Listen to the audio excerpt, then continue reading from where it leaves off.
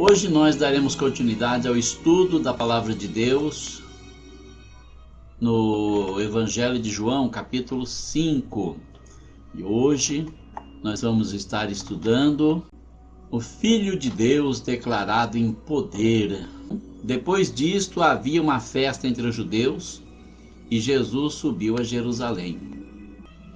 Ora, em Jerusalém há próximo à porta das ovelhas um tanque chamado em hebreu Betesda, o qual tem 5 alpendres.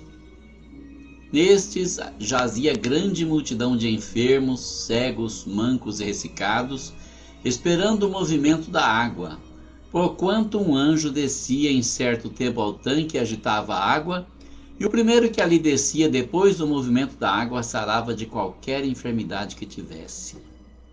Estava ali um homem que havia 38 anos se achava enfermo. E Jesus, vendo este deitado e sabendo que estava nesse estado havia muito tempo, disse-lhe: Queres ficar são?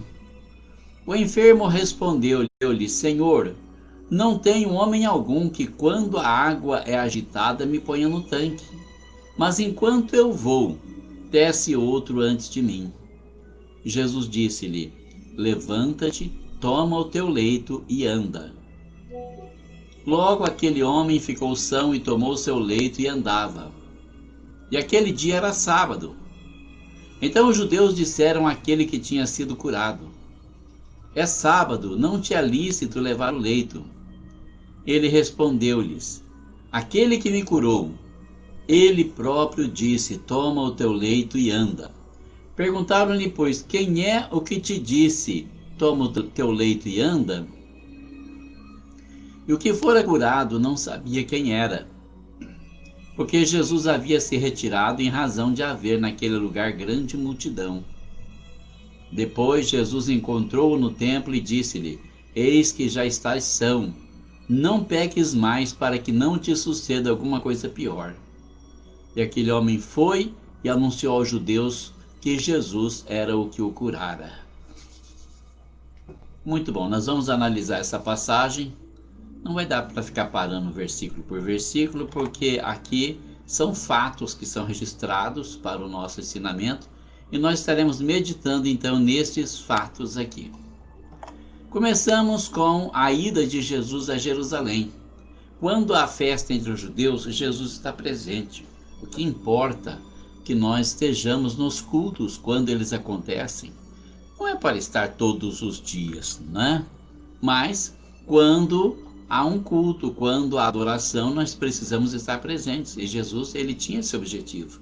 Embora muitas pessoas hoje encontrem objetivos diferentes, sair com os amigos, comemorar com os colegas.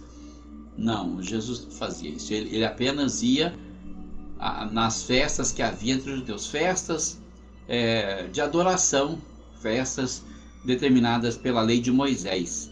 E nesse evento que ele vai, ele encontra num tanque chamado Betesda, que fica ali próximo de uma daquelas saídas. Chama-se a Porta das Ovelhas, porque certamente era por onde as ovelhas entravam para serem levadas ao sacrifício. 5 alpendres naquele tanque. E ali uma grande multidão, mas não era uma multidão comum, havia enfermos, havia pessoas cegas, pessoas mancas, pessoas que tinham a mão ressecada, que não cresceu direito, deformado, todos com algum tipo de enfermidade esperando o movimento da água. E eu desconheço a origem desse evento aqui, porque a Bíblia não registra nada disso, que um anjo descia do céu de tempos em tempos e agitava a água, e o primeiro que descia depois do movimento da água ficava curado. Muito estranho, a escritura não registra nada disso. João faz uma referência, não se dá o trabalho de explicar, porque certamente no tempo dele era comum. Faz lembrar Naamã, que Eliseu mandou que se banhasse 7 vezes lá no Rio Jordão, e ele, duvidoso, foi embora indignado, dizendo que ele esperava alguma atitude mais poderosa por parte do profeta, que saísse lá fora para atender ele, pelo menos, porque ele era um grande general, um grande príncipe da Síria. e que pusesse a mão na lepra dele, que invocasse o nome de Deus sobre ele, fizesse uma coisa grandiosa, como muitos pregadores fazem hoje, né? Vai orar por alguém, vai lá, Senhor meu Deus, e começa a gritar e clamar para chamar a atenção das pessoas, para as pessoas falar, nossa, que oração poderosa, né? E Eliseu não era nada disso. Eliseu era um servo de Deus simples, humilde, poderoso em palavras e obras, mas humilde, muito recatado. Ficou no canto dele e disse para Geazi, sai lá. Geazi era o ajudante dele, e disse, Geazi, sai lá e fala para esse Ciro, Naamã, que ele tem que ir lá no Rio Jordão, se banhar 7 vezes, no 7º mergulho ele vai ficar curado. Pronto, entregou o recado. Que a missão do profeta é entregar o recado, não é ficar fazendo oração nas esquinas, nos cantos da praça e gritando, ó Senhor meu Deus, e lá, falando em língua toda hora sem parar, né? Eu falo em línguas estranhas, mas é muito difícil.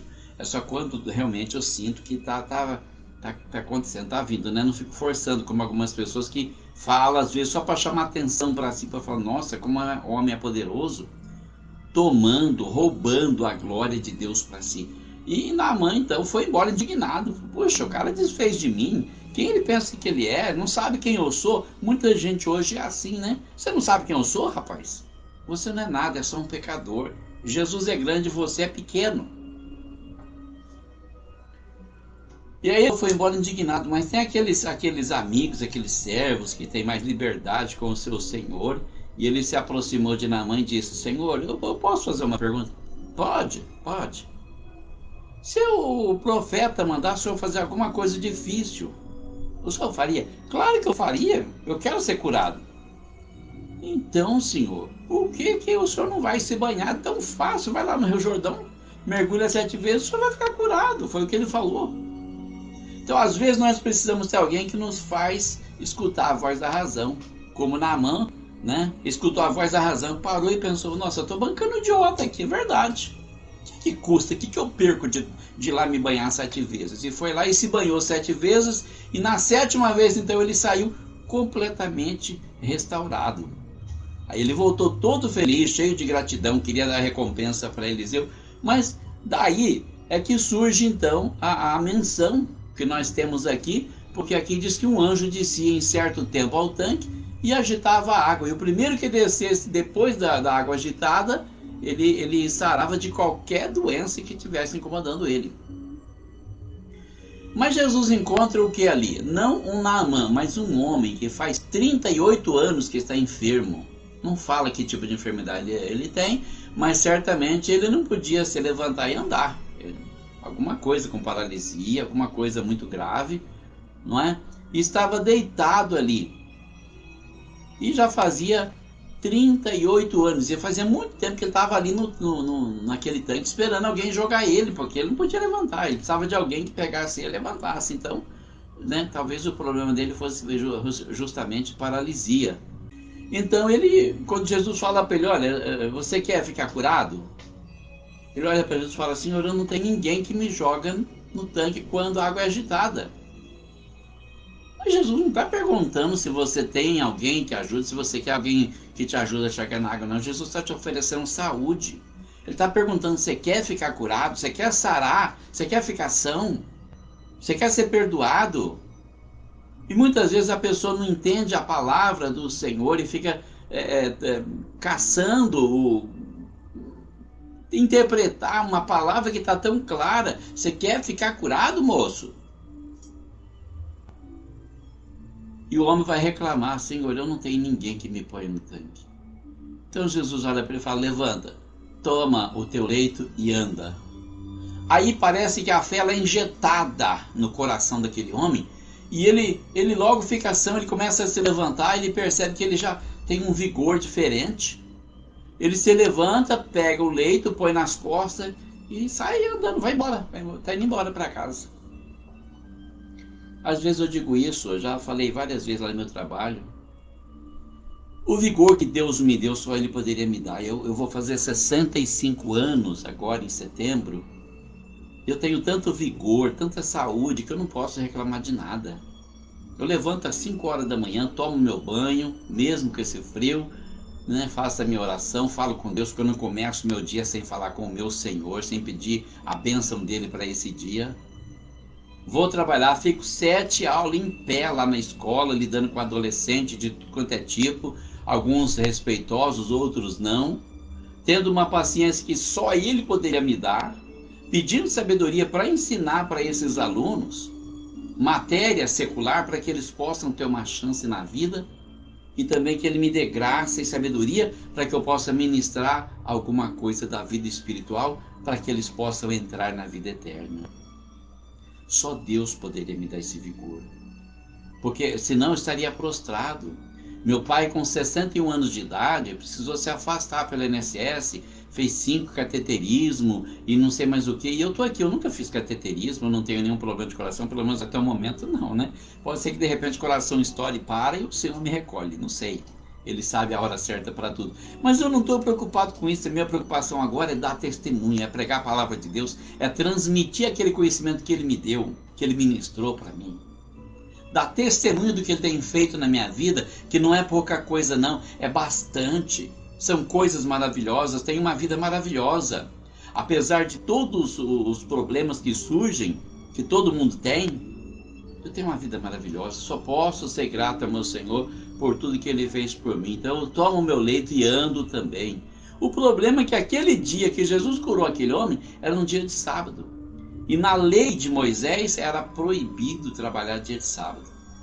Mas o homem não estava trabalhando, ele estava apenas carregando o leito dele, porque se fosse um trabalho, o Senhor não mandaria ele fazer. O Senhor mandou fazer porque não era trabalho, mas as pessoas têm a mania de confundir as coisas.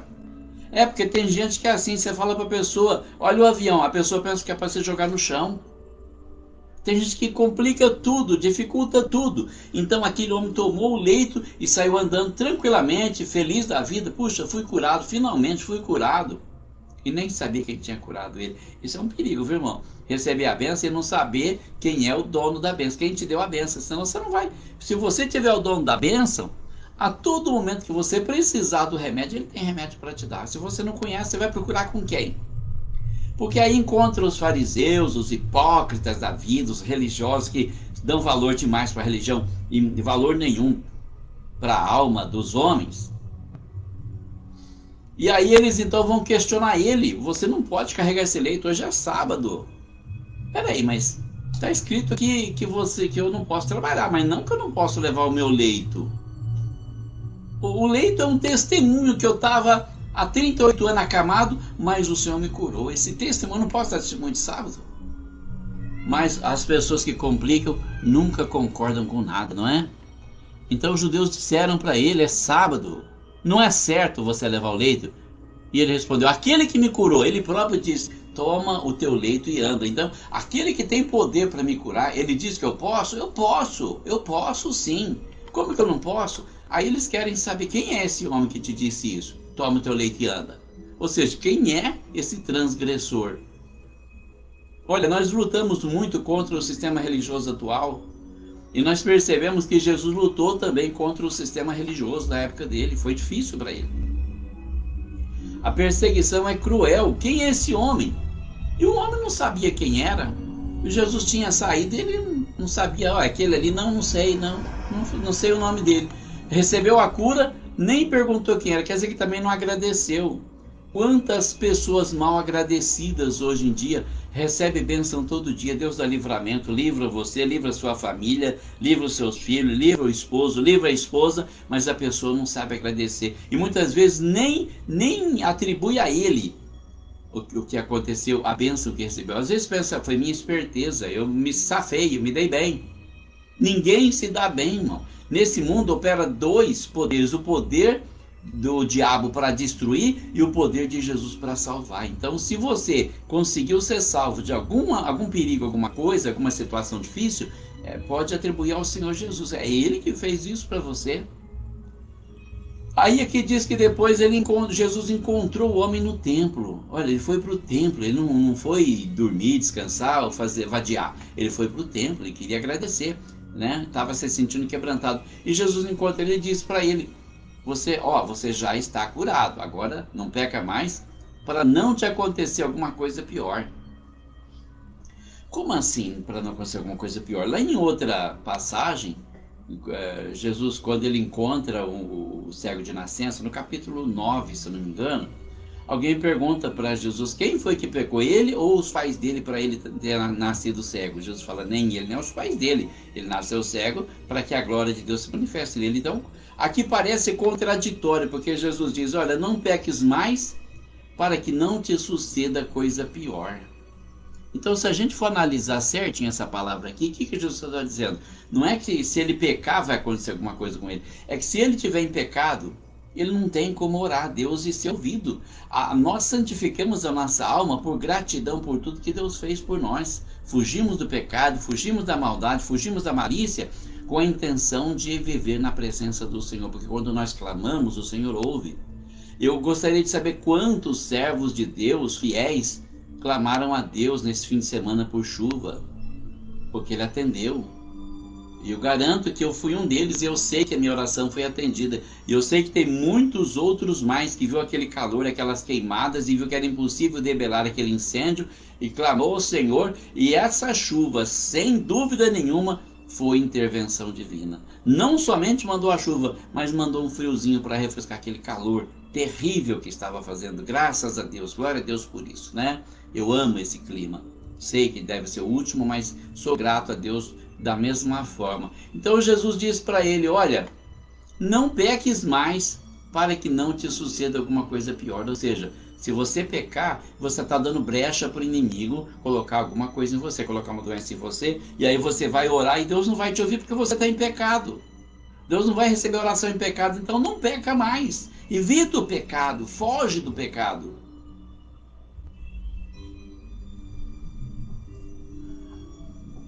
Então aquele homem foi e disse para os judeus, olha, foi Jesus que me curou. Talvez fosse medo de ser expulso da sinagoga, não sei não. Ou talvez apenas quisesse começar uma pregação, anunciar Jesus, e foi lá e falou, foi Jesus. Então os judeus já tinham raiva dele. Aí passaram a ter mais raiva ainda. Sabe quando a pessoa começa a pegar a birra da outra? Eles começaram a pegar a birra de Jesus. Puxa vida, Jesus continua curando no sábado, não adianta repreender ele que ele não para. Não adianta a gente falar que não pode fazer isso, porque inclusive nas igrejas acontece muito isso, né? Vem um costume de igreja que não tem nada a ver com a Bíblia, com a palavra de Deus, com o mandamento, e você fala, poxa, eu não concordo com isso. Não, você tem que concordar. Foi o pastor fulano de tal que falou. Não interessa o que o pastor falou, a pastora falou, o missionário falou. O que me interessa é o que Deus falou, o que está na palavra de Deus. O que me interessa é o entendimento que Deus me deu, não o que a outra pessoa entendeu. Porque eu tenho meu particular com Deus, como todo mundo pode ter. Nós estamos estudando a carta de João, a primeira epístola de João, às quartas-feiras no YouTube, e lá tem essa palavra, né, que nós temos a unção do santo e podemos saber tudo. Basta queremos, basta buscar. E os judeus queriam matar Jesus. Eles tinham pegado tanta birra que eles perseguiam e queriam matar ele de qualquer jeito, porque ele fazia essas coisas no sábado. Mas me mostra aqui na lei de Moisés onde está a transgressão. E Jesus lhes respondeu, meu pai trabalha até agora e eu trabalho também, porque Deus continua trabalhando para manter o universo. Se Deus parasse de trabalhar, isso aqui viraria um caos. Se você olhar para o céu à noite, você vai ver, não a olho nu, mas você precisa de um telescópio, você veria um malabarismo cósmico tremendo. Planetas girando em torno de planetas, girando em torno do Sol, cometas, meteoros rodando, planetas errantes pelo universo de galáxia em galáxia. Por que nós estamos aqui ainda? Porque Deus trabalha nos preservando. Ele faz a manutenção do universo. E Jesus diz, eu trabalho também. Ele estava se equiparando ao Pai, se igualando ao Pai. Isso era motivo de ódio dos judeus, como é motivo de bronca de uma religião atual que fala que Jesus não é Deus. Jesus é o Filho de Deus, mas é igual em essência, em poder, em divindade. Igual, ele ocupa o segundo lugar na Trindade, mas ele é exatamente igual a Deus. Por isso, pois, os judeus ainda mais procuravam matá-lo, porque não só quebrantava o sábado, mas também dizia que Deus era seu próprio Pai, fazendo-se igual a Deus. E realmente ele se fazia igual a Deus, porque ele era. Ele tinha esse poder, ele tinha esse direito, não é? Ele tinha esse poder, ele tem esse poder, ele tem esse direito, ele é igual a Deus. E aí o que acontece? Você percebe que o quebrantamento do sábado acontece da seguinte forma. Às vezes uma palavra que Deus deu, um mandamento, uma ordem, não é para seguir ao pé da letra, precisa pedir a Deus que dê entendimento, porque o Espírito Santo de Deus fala até hoje. Se você pegar uma palavra ao pé da letra e passar para outra, e passar para outra, e passar para outro, vai chegar lá diferente. Vai chegar na última pessoa de uma forma totalmente diferente do que saiu daqui. Deus nunca disse que não podia fazer bem no sábado. Deus disse que não era para trabalhar, fazer trabalho servil. Trabalho servil, cortar lenha, fazer comida, essas coisas. Não. Quer dizer, comida eles acabavam fazendo, né? Eles eram tão hipócritas que eles acabavam fazendo. Eles faziam as gambiarrinhas deles, tirando um boi que caiu num poço, acudindo um jumento, acudindo uma ovelha, mas queria implicar com os outros. Olha, faz o que eu mando e não faz o que eu faço. Esse é o lema de todo hipócrita, né? Mas Jesus não se importava com isso, porque Jesus sabia que a autoridade era só a do Pai. É somente a Deus que nós devemos honrar. A Deus e aqueles que Deus nomeou. Tá certo? Mas Jesus respondeu e disse-lhes: na verdade vos digo que o Filho por si mesmo não pode fazer coisa alguma, se não ouvir fazer o Pai. Porque tudo quanto ele faz, o Filho o faz igualmente. Pois é. Então, observa. O que ele está dizendo aqui? Eu não posso fazer nada só por mim, se eu não tiver em concordância com meu Pai. Porque tudo que meu Pai faz, eu faço igualmente. É isso que ele está dizendo. Eu faço porque eu vejo meu Pai fazer. Se o meu Pai faz, não é errado. Se o meu Pai faz, é certo. Porque o Pai ama o Filho e mostra-lhe tudo o que faz, e ele lhe mostrará maiores obras do que essas, para que vos maravilheis. Ou seja, Deus me ama, o Pai me ama, e ele me mostra tudo que ele faz, e eu posso fazer assim. Ele vai me mostrar outras obras maiores do que essa ainda, para que vocês fiquem admirados, boquiabertos, confusos, tentando encontrar alguma coisinha de que me acusar. Pois assim como o Pai ressuscita os mortos e os vivifica, assim também o Filho vivifica aqueles que querem. É uma promessa para nós que esperamos a vida eterna de nosso Senhor, porque ele está dizendo, ele está usando esse sermão aí para nos ensinar que nós podemos ter esperança. Ele tem poder para nos vivificar, para nos trazer de volta da sepultura quando vier na sua glória arrebatar a sua igreja. E também o Pai a ninguém julga, mas deu ao Filho todo o juízo. Então, olha só, o Pai tem todo o poder, mas ele deixou essa parte de julgamento com o Filho. É Jesus que vai julgar a humanidade. Então, eles deveriam olhar para ele com mais temor, com mais respeito e pensar, puxa vida, eu não posso agir dessa forma com o Senhor. Mas eles não tinham esse temor, não. Eles eram atrevidos, arrogantes, como muitas pessoas que eu conheço hoje em dia, não é? Muitas pessoas que estão nem aí. Quer saber o que importa para eles, né?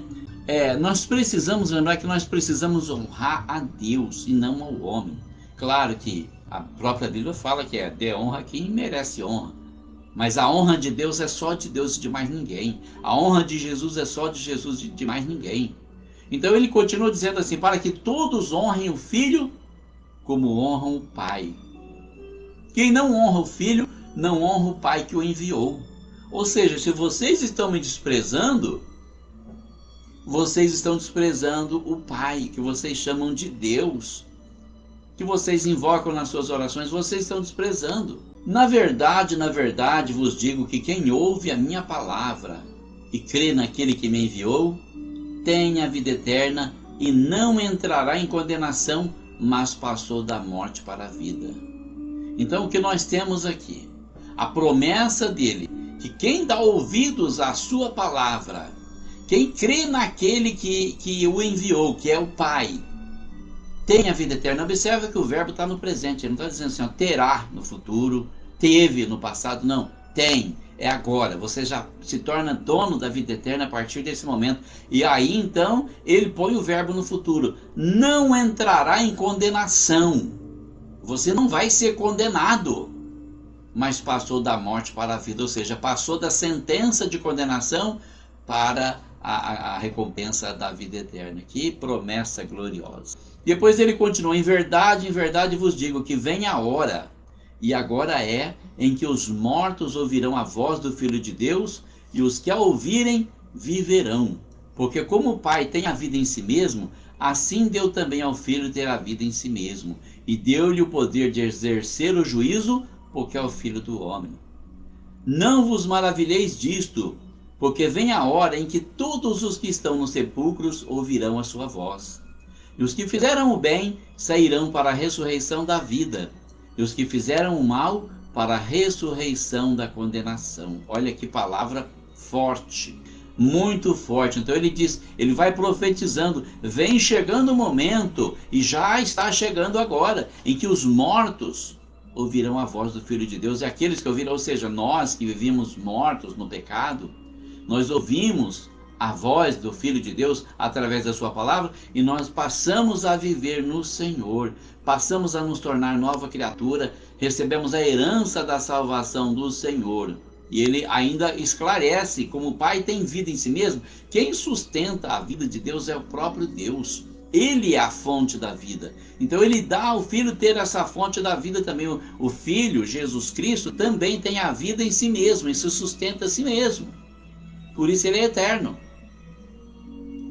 E deu-lhe o poder de exercer o juízo, porque é o Filho do homem. Como ele se encarnou e nos conhece as nossas fraquezas, é ele que vai nos julgar. Ele sabe exatamente o limite que nós podemos suportar, os pecados que nós às vezes cometemos sem querer, porque estamos no nosso limite, ou muitas vezes quando nós não precisamos pecar e nós cedemos por puro capricho. Então ele vai nos julgar. Então ele adianta ainda dizendo: não se admirem, porque vai chegar um momento em que todos os que estiverem no sepulcro vão ouvir a voz do Filho de Deus. E aí é o momento do julgamento, né? Porque quem fez o bem sai para a ressurreição da vida, e o que fez o mal para a ressurreição da condenação. Então isso aqui nos leva a pensar também no que aquela seita fala, que não existe inferno, porque o inferno vai ser uma destruição, a pessoa vai ser aniquilada, acabou. Não tem nada disso não. Olha aqui, ó. Aqui diz: aqueles que fizeram bem sairão para a ressurreição da vida, vão ressuscitar para a vida eterna, para morar com Deus. E os que fizeram o mal, para a ressurreição da condenação, ou seja, para receber todo o mal que fez para os outros. Lá na frente ainda fala mais sobre isso, né? Lá em Daniel, também no capítulo 12, ele fala que naquele dia alguns ressuscitarão para a alegria eterna e outros para a vergonha e desprezo eterno. Então ele confirma: eu não posso de mim mesmo fazer coisa alguma. Como ouço, assim julgo, e o meu juízo é justo, porque não busco a minha vontade, mas a vontade do Pai que me enviou. Olha, aí ele está fazendo um paralelo entre o proceder dele e o proceder dos escribas, dos fariseus. Porque ele não estava buscando a vontade dele, mas a vontade de Deus. Mas os escribas estavam buscando a própria vontade deles, a própria interpretação da lei deles, o modo como eles pensam, dizendo: eu posso fazer, você não pode. E isso não é de Deus, porque a pessoa tem que ser exemplo, não é? Então é o que ele está dizendo: eu não posso de mim mesmo fazer coisa alguma. Como ouço, assim julgo. E o meu juízo é justo, porque não busco a minha vontade, mas a vontade do Pai que me enviou. Se eu testifico de mim, o meu testemunho não é verdadeiro. Ou seja, não depende só do meu testemunho. Aí ele entra com essa declaração: há outro que testifica de mim, e sei que o testemunho que ele dá de mim é verdadeiro. Ou seja, ele está falando aqui de João Batista, que testificou: este é o Cordeiro de Deus que tira o pecado do mundo. Vós mandastes mensageiros a João, e ele deu testemunho da verdade. Mas vocês não acreditaram, não é? Eu, porém, não recebo testemunho de homem, mas digo isto para que vos salveis. Ou seja, eu não preciso do testemunho de João para saber que eu sou o Filho de Deus, mas estou falando isso para vocês se salvarem, porque vocês estão indo para o inferno e nem se tocaram ainda que precisam de Jesus para ser salvos. E só Ele pode salvar vocês, mudar a vida de vocês, fazer vocês parar com essa luta frustrada contra os vícios, contra o pecado, contra a mentira e ser derrotado, porque só Ele pode dar a vitória para você. E falando de João, ele era a candeia que ardia e alumiava, e vós quisestes alegrar-vos por um pouco de tempo com a sua luz. Então eles deixaram João pregar lá no deserto por algum tempo, porque eles viram que era bom. A palavra de João era uma palavra boa, porque era a palavra de Deus. Mesmo sendo analfabeto, mesmo sendo criado no deserto, mesmo sendo isolado de todo mundo, mas ele tinha a palavra de Deus. E é disso que nós precisamos da palavra de Deus, não importa por quem venha. Não tem que ter anel de formatura, não tem que ter diploma de faculdade, não tem que ter título de doutor. Só tem que ter a unção do Espírito Santo na vida da pessoa para trazer uma palavra de Deus para nos alegrar. Mas Jesus está jogando na cara deles aqui, ó. Vocês quiseram se alegrar por um pouco de tempo com a sua luz, dizendo assim, depois vocês mandaram matar a João.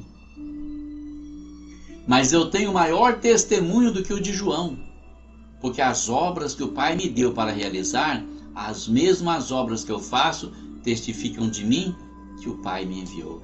Olha que palavra gloriosa. Isso aqui faz lembrar de quem? De Nicodemos.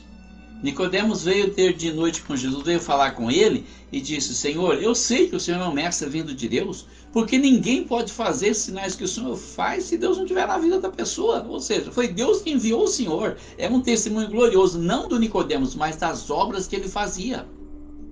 As obras que ele fazia testificavam que foi Deus que o enviou, que foi Deus que o inspirou, que foi Deus que lhe deu essa unção poderosa que ele usava para fazer aquelas obras. Se você não quer acreditar na palavra, não quer acreditar na pessoa, acredita nas obras. Observa as obras da pessoa. O que a pessoa fala, o que a pessoa pensa, não importa. O que a pessoa faz não importa, porque isso mostra o que está no coração da pessoa. E o Pai que me enviou, Ele mesmo testificou de mim. Vós nunca ouvistes a sua voz, nem vistes o seu parecer, ou seja, o seu aspecto. E a sua palavra não permanece em vós, porque naquele que ele enviou não credes vós. Quando o Pai testificou? Quando Jesus foi batizado. Quando Jesus foi batizado, o Espírito Santo desceu sobre Jesus na forma simbólica de uma pomba e uma voz do céu bradou, a voz do Pai: esse é o meu Filho amado em quem eu tenho prazer. Ele testificou novamente no Monte da Transfiguração, dizendo: esse é o meu Filho amado em quem eu tenho prazer, a ele ouvi. Dê ouvidos a ele, que ele vai salvar vocês. Mas Jesus diz: a sua palavra não permanece em vós, vocês não guardam a palavra de Deus, porque vocês não creem naquele que Deus enviou. Examinais as Escrituras, porque vós cuidais ter nelas a vida eterna, e são elas que de mim testificam. Ou seja, vocês examinam as Escrituras, porque vocês acreditam que a vida eterna está nas Escrituras. E as Escrituras testificam de mim. E não quereis vir a mim para terdes vida. Ou seja, apesar das Escrituras darem testemunho de mim, vocês não querem me aceitar. E vocês não vão ter vida sem mim. Eu não recebo glória dos homens, mas bem vos conheço que não tendes em vós o amor de Deus. Ele não está pedindo, implorando para ter a atenção dele de maneira nenhuma. Não recebo glória de homens, mas bem vos conheço que não tendes em vós o amor de Deus. Ou seja, o que vocês estão fazendo é falsidade, vocês só querem se aparecer, vocês não estão preocupados com as coisas de Deus, vocês não estão preocupados com as almas, como a gente vê até hoje também, em muitas igrejas, pastores apacentam quem chega a verba, quem não chega pode se matar, pode morrer, não vai fazer uma visita, não ora, não busca, não faz nada. Não dá lucro, então larga para lá. Não tendes em vós o amor de Deus, exatamente como os fariseus faziam. Aí vem um alerta muito interessante que denota a chegada do anticristo. Eu vim em nome de meu Pai e não me aceitais. Se outro vier em seu próprio nome, a esse aceitareis. Aqui está falando do anticristo. Eu vim para salvar vocês, e vocês não me aceitam. Vocês vão me crucificar, vocês vão me matar. Mas se outro vier em seu próprio nome, não em nome do meu Pai, não em meu nome, mas em seu próprio nome, a esse vocês vão aceitar. Está falando do anticristo. Como podeis vós crer, recebendo honra uns dos outros e não buscando a honra que vem só de Deus? Isso aqui é muito profundo, tá? Porque muitas vezes as pessoas ficam se honrando uns aos outros, né? Doutor fulano, pastor fulano, apóstolo fulano, missionário fulano, um honrando ao outro e não buscando a honra que vem de Deus. Irmão, eu tenho um testemunho, já falei várias vezes, quem me conhece já sabe, como fui humilhado ali na Barra do Agudo, desprezado por tantas pessoas, não me deram uma oportunidade. Eu só queria fazer um teste com caminhão para sair da roça, para ser motorista de caminhão. Não deixaram. Nem para dirigir um tratorzinho, nada. Você vai ficar na roça, no Cabo Seco. Mas honrei o nome do Senhor e Deus disse, eu vou mudar a tua vida. E Ele mudou minha vida. Ele mudou. Fui caminhoneiro o tempo que eu quis. Depois ele falou, agora eu vou te dar uma coisa a mais. E eu me tornei professor de computação. Eu nunca fiz curso de computação. Ele abriu a minha mente e plantou a informática aqui. Falou, pronto, vai ensinar. Eu dei aula para professores aqui na rede municipal. Professores, alunos. Por quê? Porque Deus faz isso, irmão. A obra é de Deus. Se você se colocar nas mãos de Deus, Ele vai fazer a obra dele. Se você buscar a honra que vem só de Deus, Ele vai te honrar diante de todos aqueles que te humilharam, diante de todos aqueles que te desprezaram. É Deus que faz isso. Você não vai buscar a honra de Deus para humilhar quem te humilhou. Não, você vai buscar a honra de Deus porque você ama a Deus e quer as coisas de Deus na sua vida. Você quer a bênção de Deus, mas Ele vai te honrar na presença de todos os teus adversários, de todos os teus inimigos.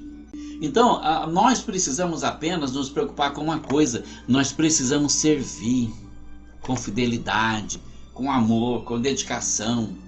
Com dedicação. Eu estava frequentando uma igreja aqui perto de casa, muitas vezes chegava lá, tinha um punhado de obreiros no púlpito. Mas não tinha muitos irmãos na nave do templo. E eu chegava lá aos domingos muitas vezes, tinha uma irmã que mora aqui perto de casa, é uma senhora, tem mais de 50 anos, na porta. E eu chegava, meu Deus, eu não aprendi assim. Um homem tem que, no mínimo, ter educação e ser cavalheiro. Então eu chegava, cumprimentava ela e dizia, olha irmã, eu vou orar um minutinho e eu já volto para ficar na porta e você pode se sentar. E eu ficava lá, e até o último dia que eu frequentei, eu fiquei na porta para ela se sentar. Podia estar frio, podia estar calor, minhas perninhas de 64 dói pra caramba. Mas eu fiquei ali até a última hora para ficar lá, eu fico lá e eu fiquei. Porque nós temos que ter esse ensejo de servir. E quando você serve o povo de Deus, você está servindo a Deus. E você busca a honra de Deus quando você honra aqueles que estão servindo a Deus com fidelidade, com dedicação, tendo você também fidelidade e dedicação nas coisas que você faz. Então Jesus continua dizendo, olha, não cuideis que eu vos hei de acusar para com o Pai. Há um que vos acusa, Moisés, em quem vós esperais. Não é que Moisés é acusador, não vamos entender as coisas erradas aqui não, tá? É a palavra que Moisés ensinou, que vai ser lida, interpretada no dia do julgamento, para falar, olha, não era isso que Moisés estava dizendo. Vem cá, Moisés, diz para eles aqui, o que você queria que eles fizessem quando você escreveu esse mandamento? Não é para acusar um homem inocente como Jesus, não é para impedir de curar pessoas doentes que precisam da cura, porque precisam da cura. Não, é para fazer a obra de Deus. A obra de Deus é amor, é misericórdia, é humildade, é compaixão, é dedicação, é sinceridade. Porque se vós cresceis em Moisés, creríeis em mim, porque de mim escreveu ele. Ou seja, nos escritos de Moisés havia a profecia de que viria um poderoso profeta a quem eles deveriam dar ouvidos, e eles não davam ouvidos a ele. Se vocês acreditassem em Moisés, vocês acreditaram em mim, porque lá está escrito de mim. Ele escreveu de mim. Mas vocês não dão ouvido. Vocês não querem saber. Vocês querem o lugarzinho de honra de vocês. Mas se não credes nos seus escritos, como crereis nas minhas palavras? Boa pergunta. Se você não acredita na Bíblia, pode vir o maior profeta do mundo, mais poderoso em palavras e obras. Se ele estiver ensinando a palavra de Deus como ela é, você também não vai dar ouvido. Então nós precisamos, primeiramente, entender que a obra é de Deus. E ele faz a obra dele como ele quer, como ele acha melhor, sem pedir licença para ninguém. A obra de Deus, irmão. Então, se ele quer curar, ele cura. Se ele não quer curar, ele não vai curar. Ele não é obrigado a fazer nada. Deus não é obrigado. Nós oramos e pedimos bênção para Deus, mas ele não é obrigado a nos dar uma bênção. Ele não é obrigado. Vamos entender isso. Deus não é obrigado. Ele nos abençoa por bondade dele. Ele não deve nada para nós. Nós oramos a Deus para ele curar. Se ele não quiser curar, ele não cura. Se ele quiser curar no domingo, no sábado, na segunda, na sexta-feira, o dia que ele quiser, ele cura. E muitas vezes ele nos salva, nos livra de tremendos perigos e nós nem ficamos sabendo. E às vezes não agradecemos, porque nós não ficamos sabendo. Então nós precisamos aprender a confiar em Deus cegamente. Cegamente, na palavra de Deus, nos escritos. Olha como é importante acreditar na palavra escrita, porque Jesus diz: se vós cresceis em Moisés, creríeis em mim, porque de mim escreveu ele. Mas se não credes nos seus escritos, como crereis nas minhas palavras? Então, significa que se você não acredita na palavra de Deus, mesmo se Jesus descer do céu e falar com você, você não vai acreditar. É isso que ele está dizendo. Lembra também a passagem do rico e Lázaro, né? Porque quando o rico lá do tormento, ele enxerga Lázaro, ele pede para Abraão deixar Lázaro molhar a ponta do dedo, refrescar a língua dele. Puxa, que calor, que sede, né? Já pensou que glória seria você poder tomar um pouco de água no inferno, no meio daquela sede, atormentado naquela chama? Mas você não pode. Então o que ele pede? O mínimo que ele pode conseguir: manda Lázaro molhar a ponta do dedo na água e refrescar a minha língua, que eu estou atormentado nessa chama. E Abraão fala: olha, ele não pode ir aí, porque tem um abismo tremendo entre o céu, o inferno e a terra. Tem um abismo tremendo, a gente não pode passar daqui para aí, nem você daí para cá. Estamos separados para sempre. Então ele faz um pedido ousado: pai Abraão, manda Lázaro voltar no mundo dos vivos para alertar os meus irmãos, para eles não virem acabar nesse lugar de tormento. E Abraão diz para ele: eles têm Moisés e os profetas. Moisés porque os livros de Moisés, né? Moisés já não estava mais lá. Tem Moisés e os profetas. Mas Senhor, se ele voltar, eles vão acreditar. Abraão disse: se eles não acreditaram em Moisés e nos profetas, não acreditarão também nem se um morto voltar da sepultura. Ou seja, quando a pessoa está disposta a não acreditar, não tem nada, não tem milagre, não tem revelação, não tem profecia, não tem nada que faz a pessoa acreditar. A pessoa só acredita quando ela decide entregar a vida dela para Jesus e confiar que Jesus é o Senhor. E pronto, o que ele fizer tá bom. Eu peço tanta coisa para ele e muitas dessas coisas ele não me atende. E eu não sei porquê, mas eu acredito que é para o meu bem, porque às vezes a gente pede coisa que a gente não sabe. Às vezes você pede para ele te livrar de um espinho na carne, como Paulo pediu, e ele não livra por quê? Porque ele sabe que se tirar aquele espinho da carne, você vai se desviar. E a vida eterna é mais importante do que qualquer felicidade que você possa ter nesse mundo. Então ele diz para Paulo: a minha graça te basta, o meu poder se aperfeiçoa na fraqueza, na tua dependência de mim. Você tem que depender de mim, Paulo. Você tem que depender de mim. Não queira ser independente, porque a independência de Deus é morte. Que Deus abençoe você, que Deus abençoe sua família, que Deus abençoe o Brasil. Um forte abraço a todos e fiquem com Deus.